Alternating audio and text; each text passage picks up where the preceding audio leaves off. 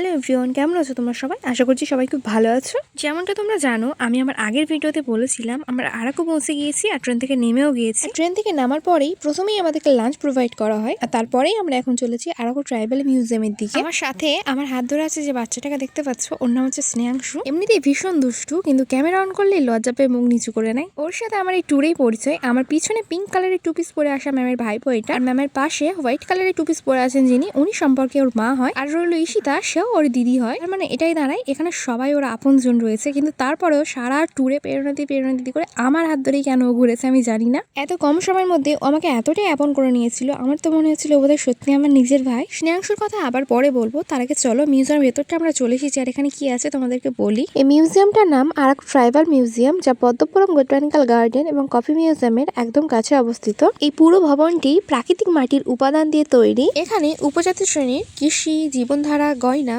এবং আবাসস্থল প্রদর্শনকারী মোট 6টি গ্যালারি রয়েছে। এই মিউজিয়ামটি সাধারণত সকাল 10টা থেকে সন্ধ্যা 6টা অথবা সকাল 9টা থেকে রাত 8টা পর্যন্ত খোলা থাকে। এখানে প্রবেশ মূল্য প্রাপ্তবয়স্কদের জন্য 40 থেকে 50 টাকা এবং শিশুদের জন্য 20 থেকে 25 টাকা। দর্শনার্থীরা এখানে সরাসরি ধিমসা নৃত্য পরিবেশনা উপভোগ করতে পারবেন, যা বিকাল 5টা থেকে সন্ধ্যা 7টার মধ্যে পরিবেশনা করা হয়ে থাকে। এছাড়া রয়েছে শিল্পকর্ম এবং হস্তশিল্পের বিভিন্ন ধরনের স্টল আর জিপ লাইনিং এবং নৌকা চালানোর মতো অ্যাডভেঞ্চার সব কার্যকলাপ। তাই যারা আরাকু যাবে, বোটানিক্যাল গার্ডেন আর কফি মিউজিয়ামের পাশাপাশি এখান থেকেও একদিনের জন্য ঘুরে আসতে পারো। এরপর আমাদের বাস এসে দাঁড়ায় কফি গার্ডেনের সামনে, আর আমাদেরকে দেওয়া হয় মাত্র 5 মিনিট সময়, তার মধ্যে সবকিছু করতে হবে। আর যেহেতু সময় এতটা কম, তাই অনেকেই বাসে থেকে নামেনি, কিন্তু আমরা তো সবকিছু এক্সপ্লোর করতে এসেছি, আমরা তো নামবই। আর এই যে আমার হাতের মধ্যে যেগুলো দেখতে পাচ্ছ, এগুলোই হলো কফি বিনস, যেটা দেখার জন্য এত কষ্ট করে আমরা নিচ থেকে উপরে এলাম। ওই যে দেখো নিচে আমাদের বাস দাঁড়িয়ে আছে, মাত্র 5 মিনিট সময় পেয়েছিলাম, তার মধ্যে দৌড়ে দৌড়ে কিছুটা উপরে এসেছি, ফটো তুলেছি, ভিডিও ক্লিপস নিয়েছি, আর আবারও আমরা টাইমলি উঠে গিয়েছি বাসে। চলো খুব শীঘ্রই আবার দেখা হবে পরের গন্তব্যে। ততক্ষণ পর্যন্ত সব ভালো থেকে সুস্থ থাকো, সবাইকে ভালো রেখো, বাই বাই।